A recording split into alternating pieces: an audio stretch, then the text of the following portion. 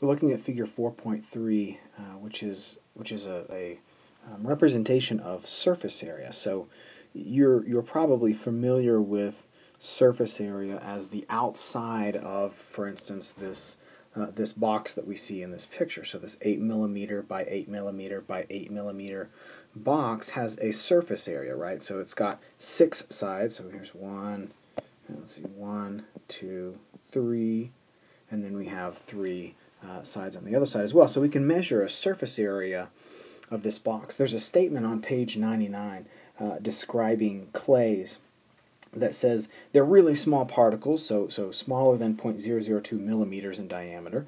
They therefore have a very large specific surface areas, giving them a tremendous capacity to absorb water and other substances. And then it says, a spoonful of clay may have a surface area the size of a football field. Now that's something you need to think about just for a second. So if you have a teaspoon full of clay material, the surface area, if you spread out all the little bitty particles, and you know, maybe we could smash them out and measure how big they were. They would all smashed out. They would be the size of a football field. That's really pretty incredible, and that's what gives clay some of its very, very interesting capacities to hold water, capacities to hold nutrients, and these sorts of things. So in order to represent that, what the book does is give you this example. So what you can think about is, for instance, if this, let me get my pen on here. If this right here is, let's say it's a sand particle, you could measure the outside surface area on that, and the surface area would be 384 millimeters squared. You can see that from the description. I didn't include the description here, but you can read along with me in figure 4.3.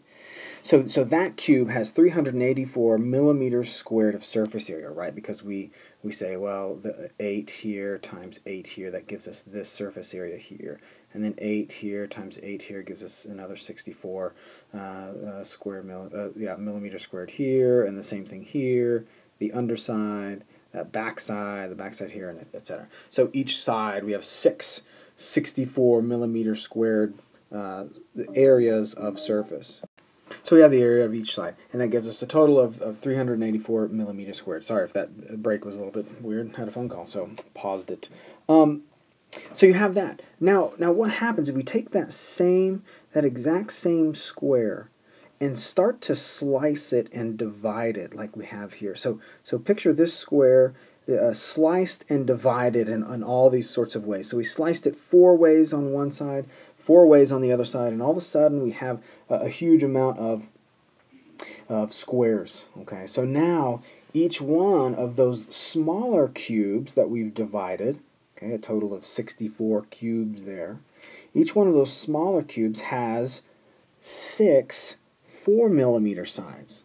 Okay, 6 4-millimeter sides. So we can think about now measuring the surface area right here, the surface area on the other side of this cube, on the top of that little cube, on the underside of that cube, and 6 surface areas of 4 square millimeters. Okay, so each one of these cubes now has 24 square millimeters of surface area. Now, if we started to add all that up, because we opened up a lot of that surface area in here when we sliced it, all of a sudden, if we added up all of the surface areas of each one of those cubes that we have, you would end up with 1,536 square millimeters. Okay, so a total 1,536 millimeters squared for that one. This one here only has 64 millimeters squared of surface area. Okay, same dimension, same cube. We just started to slice it and see what would happen if we were able to measure all the surface area inside that. You'll have a lab question that will have to do the same sort of calculation, just to show you that a lot of little things. Well, what I like to say is a lot of little things is more than a few big things.